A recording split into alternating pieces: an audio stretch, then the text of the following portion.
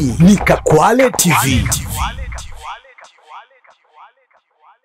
Lakini pia naomba kuwapongeza sana wafanyakazi kwa thamani kubwa ambayo mnaipata kutoka katika chama tawala, Chama cha Mapinduzi.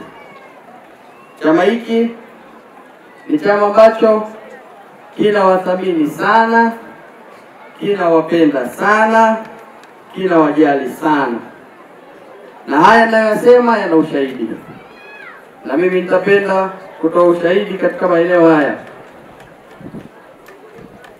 Katiba ya Chama cha Mapinduzi ya mwaka 1977 toleo la Desemba 2022, ibara ya 5 kifungu cha 7 kidogo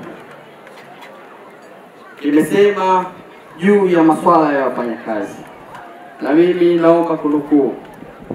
Inasema malengo na madhumuni ya CCM ni kusimamia haki na maendeleo ya wakulima, wafanyakazi na wananchi wenye shughuli halali za kujitegemea.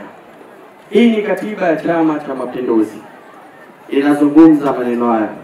Ndugu zangu, chama hiki, Chama cha Mapinduzi, ni chama cha wakulima na wafanyakazi. Hiki ni chama chenu. Ninawaomba sana muendelee kukiunga mkono chama hiki, mtu chake, mtu wafanyakazi, mtu chake. Chama hiki ni Chama cha Mapinduzi, ni chama cha wafanyakazi na wakulima. Ili kuwa wa kwanza kupata habari, matukio, michezo na burudani kila siku kutoka Kakwale TV, bofya neno subscribe kisha alama ya kengele. Usikose.